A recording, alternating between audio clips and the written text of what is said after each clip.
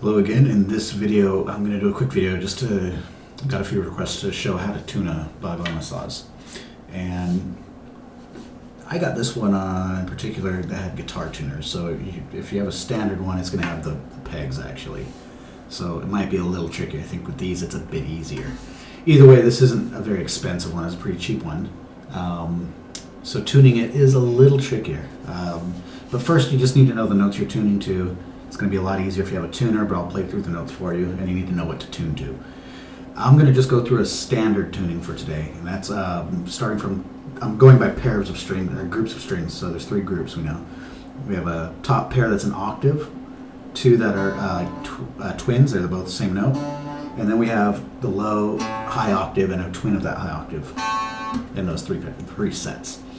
So I'm using a very standard tuning, so my lowest notes, the top two strings, are tuned to G. My next two are tuned to D, and my last three are tuned to A. And it's gone out a little bit. Alright, so the easiest way is obviously just use like a chromatic tuner. If you don't have a tuner, just download a tuning app, they work fine. Otherwise, you can try to do it by ear. You might have to pause and redo, but I'll go through the strings. The tricky part is the strings are very close together, so you got to mute one string. You can use your right hand like a finger as you pluck the other string. So I'll kind of grab that string from underneath, and I'm going to pluck the top string only.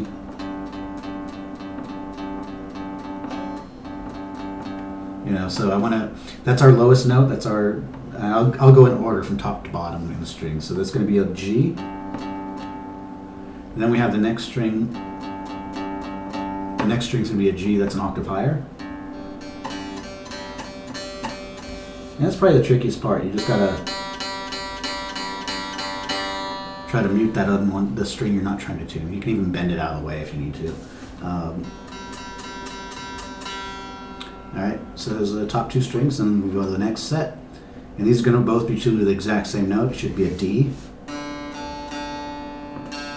I can hear those are out.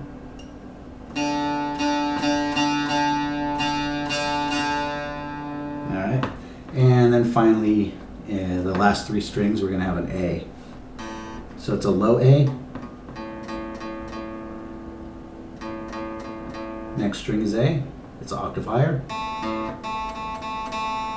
And then finally a third string, the last string, the bottom string is an A, also an octave higher.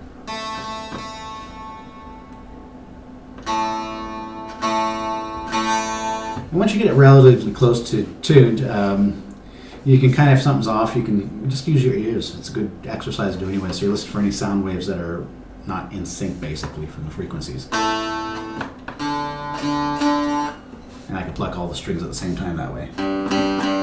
Of each set, of course. And that's all there is to it. And of course, there's some little tricks to tuning. With the tuning pegs, I don't know if it's anything like a violin.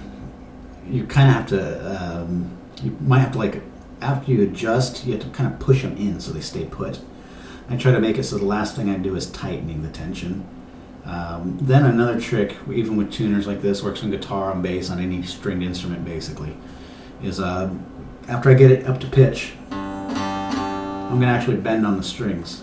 Give a lot of pressure on them. Not so hard you're going to break them, but just put some pressure on them. And then check the tuning again. Usually it goes flat. I've already done it on this, so it's okay on these strings. I'll do it on all of them. Because once you're strumming and putting pressure on the strings, if there's any tension to be relieved. Sometimes on this one I think it gets stuck in the string nut. Or it could be, these aren't the most expensive tuning machine heads. So a lot of little things like that can move after you start playing and putting pressure on the strings.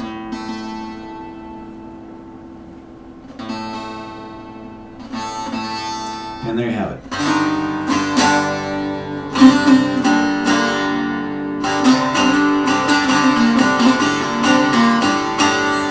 And as far as relative tuning, I think it's less, I don't remember fret numbers, 1, 2, 3, 4, 5, 7th fret.